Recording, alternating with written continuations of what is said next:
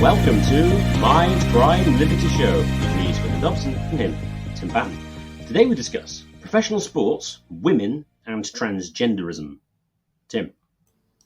So, when you suggested this episode about sports, I think sports for males in modernity is probably one of the most essential things. You can talk all you want about the Holy Roman Empire, tight-knit communities, the negative industrialization, and so forth, but modernity seems incredibly resilient, if not anti-fragile. Even the Taliban know about certain mass sport leagues and movies. So without participation in sports, I think many males are basically screwed by modernity more so than they already might be or may not be. So now you could argue this is the problem in itself. Modernity created a problem which sports have tried to fill. We live in a more sedentary society. Even jobs which are manual labor are a different kind of sedentarism than your typical agricultural, martial, or hunter-gatherer society. So unfortunately, most critics of modernity, who would just say that, and I think sports are largely, particularly mass sports, are largely a creation of modernity, don't go all the way here, and they themselves tend to be quite sedentary, for better or for worse. You know, Roger Scruton, for example, as well as we had guest people like Todd Lewis and Rick Story, they're all very good reactionaries. They themselves, read a lot. They're more have more a sedentary pedagogical thing. But as Brian Kaplan likes to argue, elite academic types are also rare, and forcing everyone into this mold is stupid. I mean, Kaplan likes to say that for certain people, they have a better chance at making a professional sports league than they do to graduate college with a useful degree without a bunch of help. And elite academics are also quite sausage fests too. So it's not. So I think certain criticisms also could be made to them here. So if you're going to have amateur sports, back to sports, you're going to need to have a Platonic ideal to aim toward. Most people won't get there, but the few people who, when they're young, don't imagine themselves at some level getting there. And actually, many amateurs in their 20s and 30s still at least, have idea or playing in second and third rate areas or even amateur leagues. So and this language mirrors what Paul says regarding races. Paul says, run the race to win. He's not saying run the race to be second or run the race for the spirit of sporting competition. So hence, spectator supports of the sporting elite need to exist. It's not merely bred in circuses. It's just like any other elite form of art or elite form of crafts or, painting, theater, and so forth. Which brings us to the topic of sports and gender. I haven't mentioned sports, gender, and transgenderism. I haven't mentioned women yet. Women don't fill the prisons, by the way. That's the first point here I want to make. Women aren't on Ritalin or similar drugs at the same level as men. I don't think women would be in the previous type. So you could create categories of sports where women might be better, but you have to put a lot of asterisks and things like that here. So I want to make one of my central points here. I don't think people on the right, paleos, trads, any people that, or quote-unquote normal people, should care about trans men participating in women's sports leagues. I don't think they should care. So, yes, plenty of elite women might be better than the average men. Yes, Ronda Rousey could beat the crap out of me. But tell Ronda Rousey to fight the best male fighter in the world. She won't do it, and she has said it as such. Almost nothing sporting, maybe ultra long distance running, but even then it's only marginal. Women are the absolute best or the elite here. So look how this special forces guy, who is probably my size, who transitioned, who beat the UFC cisgender female champion who was bigger, or this black man who transitioned, beat a black female, or this soccer game between this middling men's team and the U.S. women's team. So this is my point here. If the culture wants to hold one of three things, and we discussed this somewhat with Natalie too, the point number 3, that women are either better, women are equal, okay, or gender doesn't exist. Wants to hold one of those 3 things. The quiet part out loud is the women are better thing. Then we don't need gendered leagues to begin with. Far from the contrary here, if we're just talking about the elite here. Now, I wouldn't per se ban them from participating, but if anybody wants to win, if you're going to run a marathon or you're just not going to draft women in a draft or whatever. If you actually want to win and not just score some sort of, points in some sort of game, in some sort of cultural awareness game. Now, this goes back to other points here. You could hold that sports themselves, let's go back to sports to begin with, are merely festivals of violence. The suffragette movement, who thought that giving women the right to vote would end war and crime, probably didn't imagine Ronda Rousey being an ideal. This would revisit our episode, Why Do Feminists Want to Become Capitalists episodes we did a while back.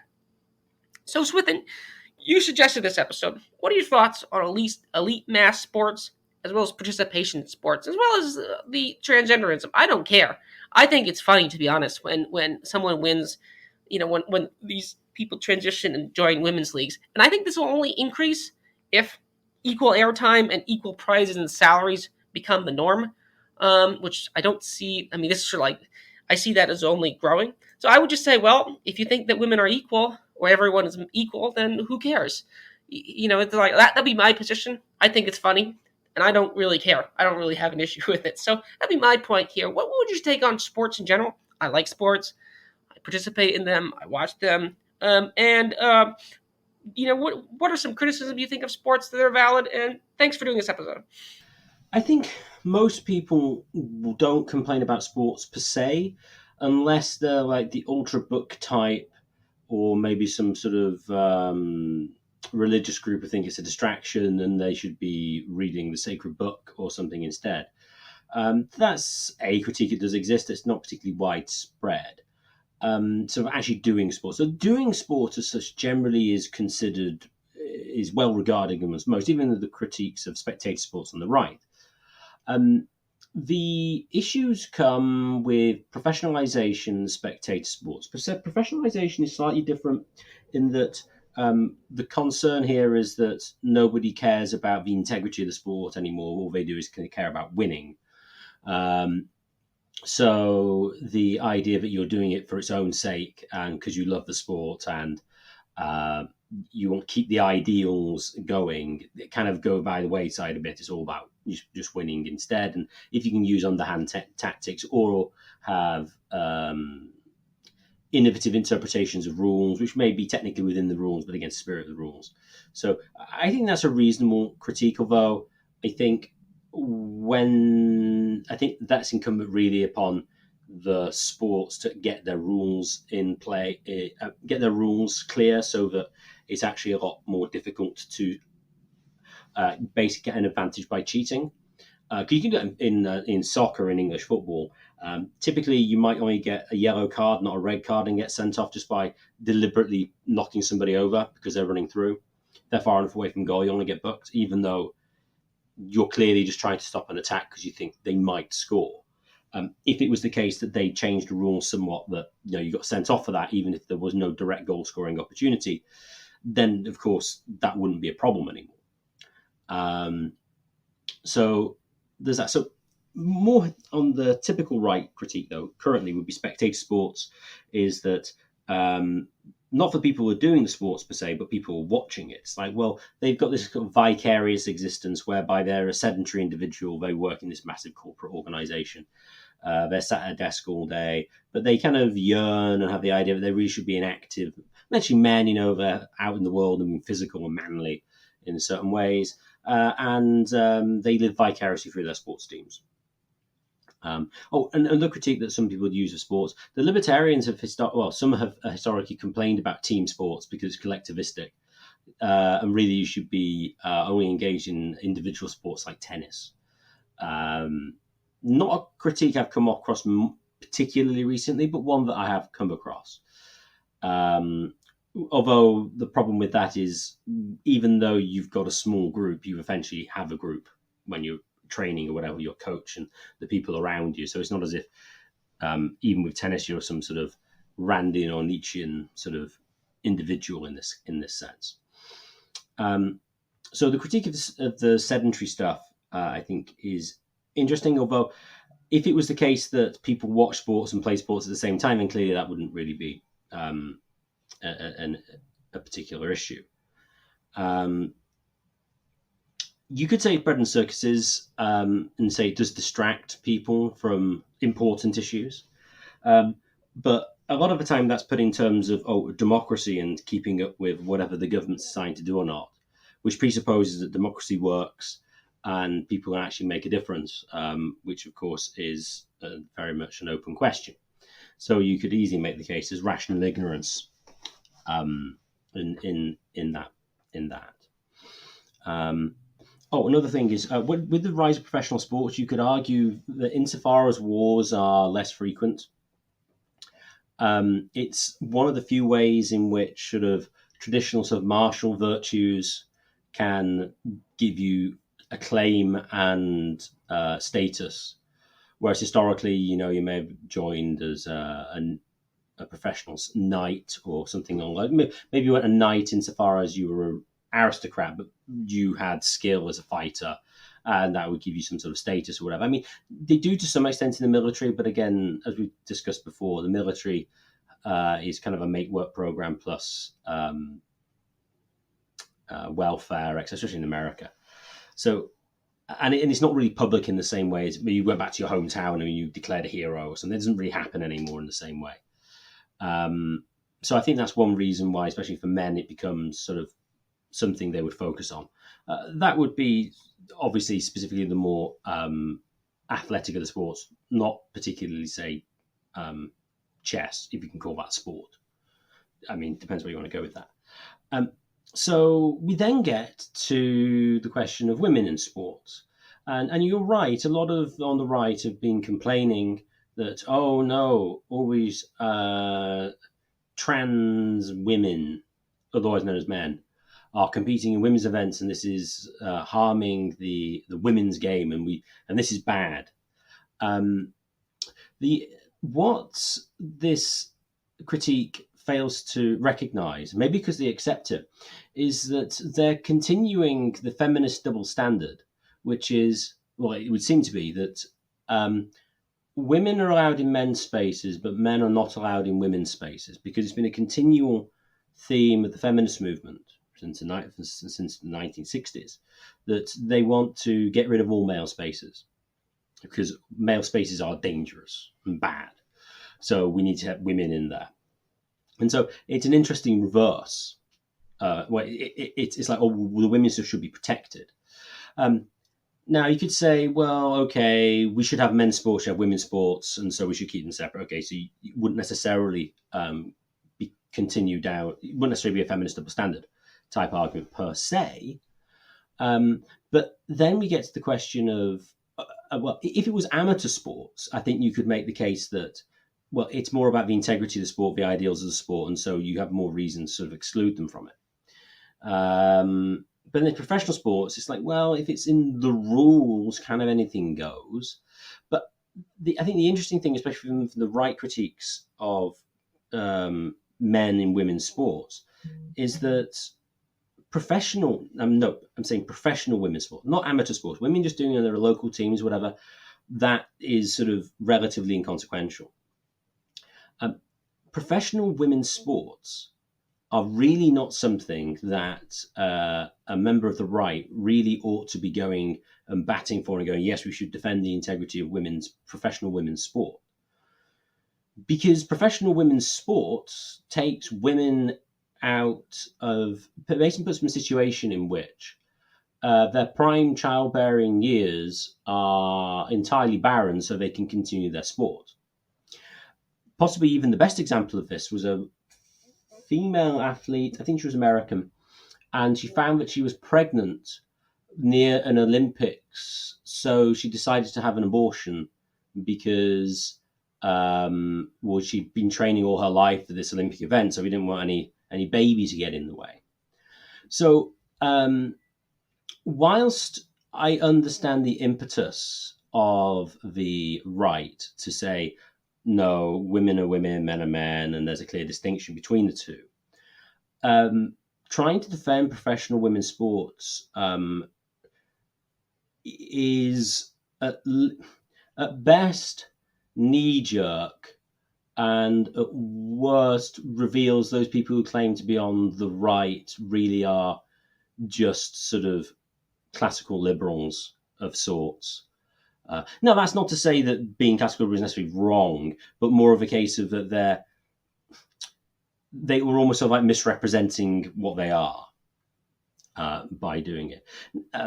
So, as I say, professionals, women in sports should be considered, even of all types, even if it's non-contact sports. So you could say things like, American football or rugby are more masculine than, say, netball, for instance. But sociologically, netball, professionalized women's netball is going to have similar social impacts as rugby and American football. And so, from a rightist perspective, really should be suspect. So, those would be my broad opening thoughts on the topic. As far as the comment about professionalization of sports, I would just say it's just going to naturally happen.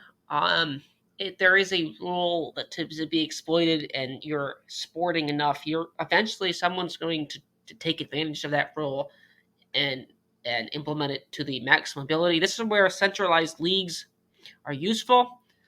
And centralized leagues, they don't like, in this sense, it's kind of like a quasi-anarchist body in that sense. I would say, like, yes, they have government, some of them have government support and so forth. But I can imagine this is not really a hard problem for anarchists to solve here.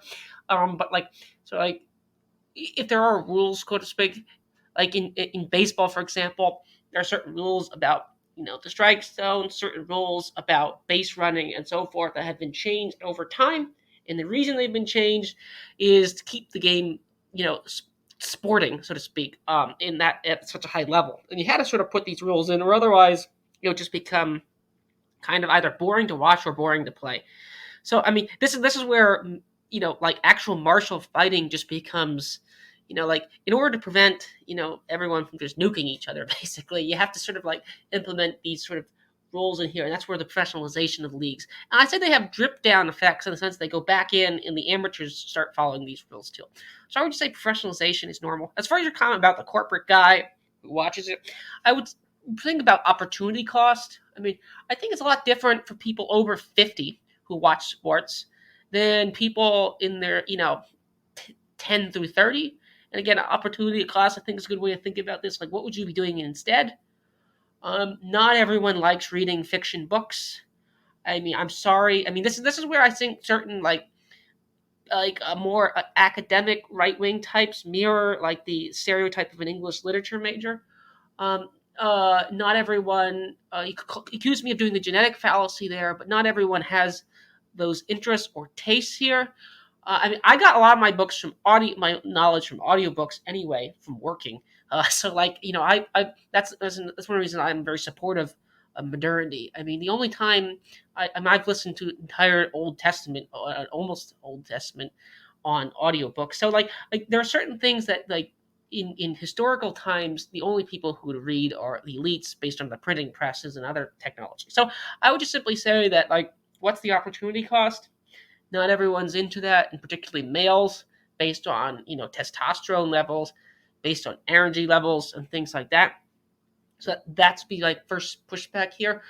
There is, I mean, in certain areas, women are better, like in sort of average schooling. If you have to do like some sort of very rote task, far from drafting a male, I would draft women in this. And like if you had to like organize paper clips or some arcane tasks like that. Now, if you want to be an elite stamp collector, I would think that would be some sort of autistic guy or something like that. So as far as those things, I think professionalization is just part of modernity. You had this in the arts in the Middle Ages and so forth too. So this goes back to like the Paleos when they point to these sort of historic Gothic and type cathedrals. I don't think those were people that just came out of off the street who did that. They were probably quite good at their craft and so forth. So as far as I think you're entirely correct about your comments on transgenders. What really are transgender men are going into women's spaces. I think those comments are entirely correct, and I do think they are just sort of classical liberals culturally, the ones who complain about them, because they're not the elite. Again, I just say if you're dealing with the elite, I mean, if you want to have just open trials for sports, an open draft, so to speak.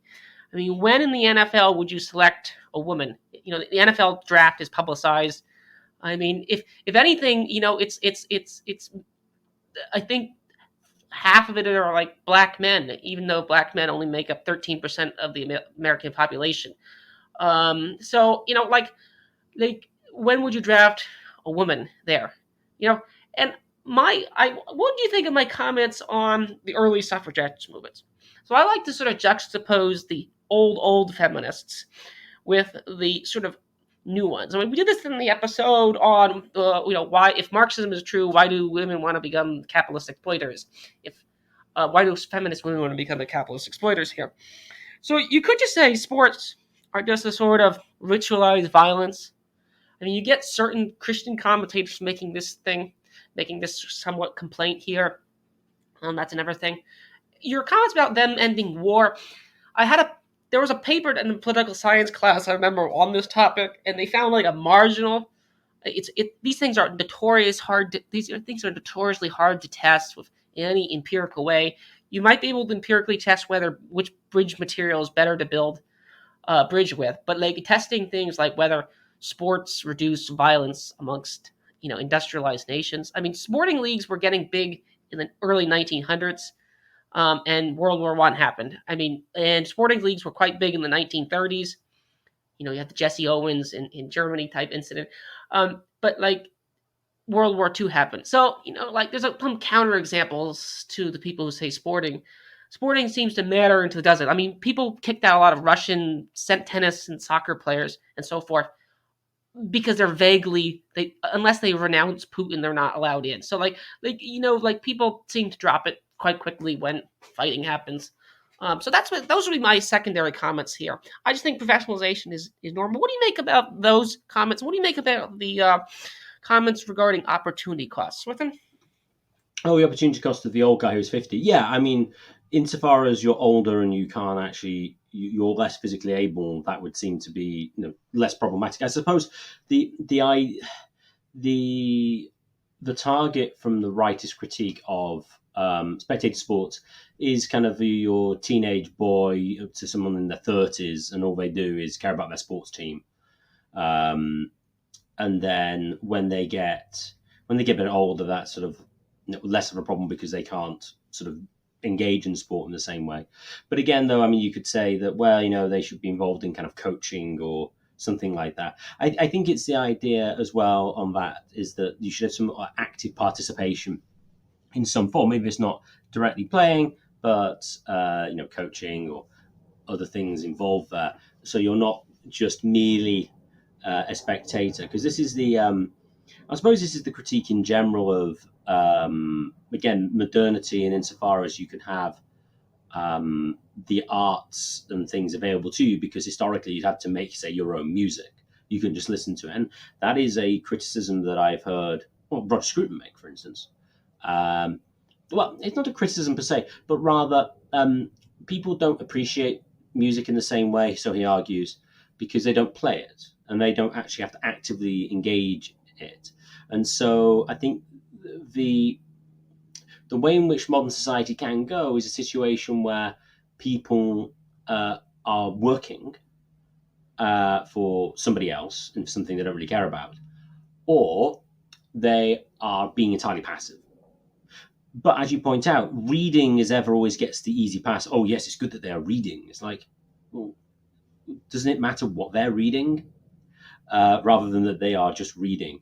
And also interesting as an aside, just with reading, people complain about technology. Oh, you can watch multiple things on multiple devices and it's antisocial. It's like, I'm pretty sure a book's antisocial. Like, if you're reading a book, you're not talking to somebody else. My point, just to say, with men and violence and stuff, wasn't that sports reduce violence, just that if violence goes down, and there's less sort of status ascribed to being a warrior of some description, then certain athletically inclined men will find another way of displaying their physical prowess, which will be professional sports. So my argument wasn't that sports would reduce violence, but rather reduce violence would cause more sports. I think that's a possible experience. But I do think the professionalization of sports is likely to happen. I mean, to the extent you've got massive amounts of division of labor and you've got modern transport infrastructure, you're going to get the division of labor, and the people who are the best at certain things are going to become the things that people want to watch, because, well, why would you want to watch somebody who wasn't that good at something? That said, I mean, this is the critique to say this messes up local markets. Why would you go to watch a local producer of some sort of music of some description? Because, well, you can watch online or listen to exceptionally well produced music, for instance. This has been an argument as to why slightly less good musicians and stuff can't even make a living anymore, whereas historically they could. To which could well be true. All I would say is, to the extent that society becomes richer and people have more leisure time and can do it, even if they didn't make much money from it, they'd probably still do it if they liked it. So is it really a problem that only a few people make a lot of money in the arts? Although, that said, of course, you've got the IP issue, and I suppose this is going somewhere off where we started. But that would be my sort of response to your... It's obviously the case that sports leagues, mass sports leagues, have certain technical rules, like IP, for example, which allow the streaming to protect the rights for it, and branding and so forth, that obviously play some role in its formation. My problem with this is that is like IP and those things weren't as big, and sporting celebrities were some of the first celebrities, like in the world, so to speak. Babe Ruth went to Japan. I think it was in the interwar period. Yes, it was in the 1920s or 30s, and he was quite popular there. So as a back for the English listeners, Japan after United States, or actually probably on a per capita level, Japan is probably the biggest baseball nation out there. So I would just say that, like, in that sense, in times before that, IP was as dominant of a position. Sporting leagues were growing, and particularly the professionalization of them. And there's a strange argument is made that sports leagues might even be bigger, because, like, here in America, one of the ways cable companies make money is they get middle class men to buy cable packages so they watch sports teams. If you just broadcasted them for free, more youth. So, like, this, your criticisms about 20-year-olds watching sports. Actually, many marketing executives at baseball and football will complain that actually young people don't watch sports as much as they used to, because it requires too much of an attention span. I mean, this is a funny argument to make for the people who criticize millennials. It is somewhat true, and one of the reasons why is they don't buy cable, and because cable is very expensive and it's just viewed as an unnecessary. I mean, why spend why spend basically $2,000 a year on a cable package when you can, for a few $100s, you can get free movies, or like near movies which are basically zero or very cheaply made, or old movies which are basically free. So in that sense, I would say in that case, the criticism, I would say, is simply is not there here. The problem of, like, someone who's just not as good not being able to make a living. I mean, this again is just a general problem with modernity. It's not anything particular with sports. But I would simply say that, like, sports, the sporting league is a kind of Platonic ideal. And I do think there's there's one thing to watch your family or friends in sports leagues. It's another thing to actually watch them. So take writing, for example.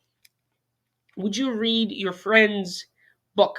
Like, now, your friend might be very good at writing, or you might have obscure, plot interest in it. But most people probably wouldn't spend 20 hours reading a book written by their friend. So would you spend a similar amount of time watching your friend play sports? And, like, well, maybe if there was some other thing going on, maybe there was, like, it was an outing or something like that, but probably not.